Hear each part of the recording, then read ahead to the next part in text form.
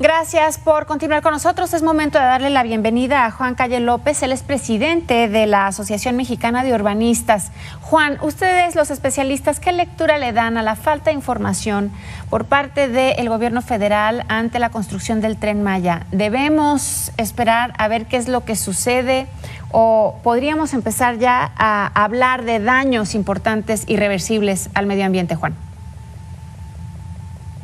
Bueno, mira, yo creo que es una obra que desde que fue conceptualizada enfrentaba graves problemas. Primero, porque no había un proyecto ejecutivo completo. La prueba de ello es que ha habido cambios en todos los tramos, cambios de trazo, modificaciones al derecho de vía, estructuras, etc. Segundo, todos sabemos que se inició sin un estudio serio de impacto ambiental. Esto es muy grave porque finalmente, primero lo establece la ley. Segundo, la necesidad de contar con el estudio de impacto ambiental es lo que garantizaría cuáles son las medidas de mitigación que se tenían que haber ido tomando a lo largo del desarrollo de la obra. Tercero, el tramo 5, que ha sido motivo de muchas discusiones, recordarán ustedes que se le cambió totalmente el trazo, iba originalmente alojado en el derecho de vía de la carretera que le llaman 307, Cancún-Tulum. Decidieron sacarlo de ahí porque los hoteleros protestaron por la existencia del tren ahí. Incluso ya estaban piloteadas las estructuras, iba a ser una estructura elevada. Tuvieron que dar marcha atrás, se internaron en la selva, con las consecuencias que conocemos. No podemos olvidar que la zona de la selva, pues lo que es la península de Yucatán, es la segunda más importante de Latinoamérica. Digo, después de la Amazonia, no es una cosa menor. ¿Dónde está el grave problema? Que sin estudios de impacto ambiental, con las prisas, con la visión política sesgada, el tren simplemente tenía que pasar por donde pasó. Y bueno, pues cenotes, cuerpos de agua, todos fueron de alguna manera tocados. Yo creo que la realización en ese sentido ha sido muy irresponsable.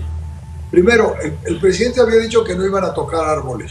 Bueno, han derribado millones de árboles, no unos cuantos, millones. Dejaron un derecho de vía enorme. Alguna vez el director del proyecto, Javier May, decía, no, bueno, es que vamos a sembrar 500,000 de árboles, o sí, o los que sean. A ver, se les olvida que el tipo de suelo en la selva de Yucatán es un suelo vegetal muy delgado, abajo hay un suelo muy duro, sí, el famoso scab, que por cierto se disuelve con el agua. Entonces, para que eso se recupere van a pasar cuando menos 80 años. Y no será cualquier especie, tienen que ser especies endémicas. Entonces, el proyecto nació mal desde el punto de vista ambiental. Las consecuencias en este momento son difíciles de determinar. Organizaciones como Sélvame del Tren o Greenpeace o la ONU han presentado quejas formales, sustantivas, por las características del proyecto, por la afectación ambiental, incluyendo la biodiversidad de la región. No se nos olvide un detalle: el agua potable, el agua dulce que se tiene en toda la península, surge precisamente en esta región de los cenotes, de las aguas subterráneas.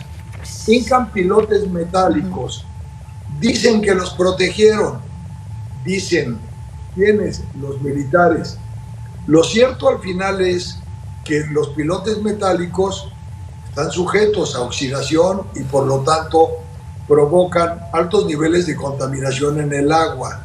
Entonces, pilotearon para poder hacer estructuras como las que estamos viendo en las imágenes, pero esos pilotes no forzosamente tocan tierra firme. Se tuvieron que pilotear porque hay suelo blando, porque hay cavernas, porque hay cenotes. Entonces, el daño ambiental está a la vista, no es algo que podamos ocultar. Sí. Oye, Juan, y a propósito de estos impactos ambientales en algunas regiones, en algunas localidades, ¿se ha hablado ya con la gente que gobierna este territorio para, pues, ya a estas alturas ya sabemos que esto no se va a detener, entonces, ¿cómo le van a hacer para mitigar los problemas? A ver, el tren ya no se detuvo. En términos globales, la obra lleva un avance del 95%. Es decir, ya no hay retorno. El presidente ha anunciado que lo van a echar a andar en diciembre. Yo lo dudaría, pero no importa cuándo lo echen a andar. La obra está prácticamente en su fase final. Avanzada. Ya no hay retorno. Ahora, a los pueblos originarios, a los que tanto se dice defender, pues la verdad, se ampararon, trataron de defenderse, nadie les hizo caso. Y hay 50 amparos que se presentaron a lo largo de la vía. No olvidemos que son 1.554 kilómetros. Entonces, se presentaron muchos amparos, se expropiaron muchas hectáreas, muchas comunidades no querían ceder los terrenos, simplemente los expropiaron. Como vemos aquí, se construyeron obras importantes, puentes, viaductos, etcétera. Hay un tema que no podemos olvidar, por supuesto. Hay espacios para la Guardia Nacional, talleres para el mantenimiento de los trenes. Sedena está construyendo hasta 6 hoteles, porque bueno, pues ahora el constructor oficial es el Ejército, de todo tipo de acciones. Sí. Podemos hablar de muchos problemas, déjenme mencionar algunos. A ver, un tren en ninguna parte del mundo es rentable. Y no son rentables por una razón. Los trenes tienen como misión fundamental acercar las comunidades entre las regiones. Si uno viaja por Europa, todo se mueve en tren, pero no forzosamente son rentables. Los trenes se vuelven rentables con el desarrollo económico regional, no por la operación misma del tren. Entonces, esta es una obra de la que nunca se ha dado a conocer el estudio, el diagnóstico, el pronóstico financiero, donde se vea un proforma cuáles van a ser las utilidades, etcétera. Máxime que la obra iba a costar en 2020, cuando se anunció, 156 mil millones de pesos, van en 320 mil y todavía no se acaba. Entonces, el presidente siempre se quejó de las obras que costaban más. Bueno, pues esta ha costado 132% más de lo que se presupuestó.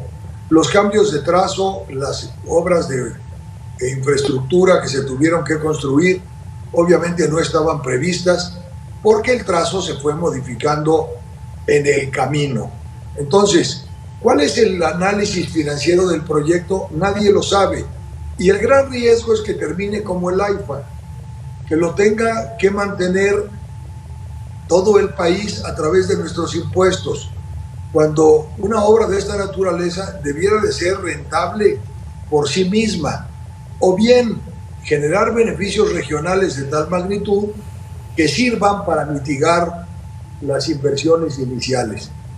Como sabemos, además, originalmente se le había entregado una concesión a 50 años a Fonatur, que fue con la que se inició el proyecto. Recientemente, el gobierno federal decidió que la concesión debe ser por el mismo periodo, pero para la Sedena, para lo cual se han ido constituyendo empresas para operar, todos a operar trenes, a operar una línea aérea, etc. ¿Con qué rentabilidad? Bueno, la rentabilidad no existe. Al final del día se gasta lo que se tenga que gastar con cargo a recursos fiscales, como sucedía hace cerca de 50 años en aquellos gobiernos que tanto criticamos, pero que ahora tanto envidiamos. Para eso están los impuestos, para satisfacer este tipo de obras. Sí, bueno, y lo más triste, Juan, es que nos vamos a ir enterando de si esto va a funcionar o no, pues ni siquiera en el mediano plazo, ¿no? Ya veremos en algunos años cuál va a ser el impacto real y finalmente qué es lo que nos tocará hacer como mexicanos, pero eso pues nos lo dirá el tiempo. Muchas gracias, Juan, por habernos acompañado esta tarde y espero encontrarnos más adelante con información más positiva. Hacemos Yo una pausa espero que breve. sí, ojalá y estemos todos equivocados y sea un gran proyecto. Sin duda, Juan, coincido.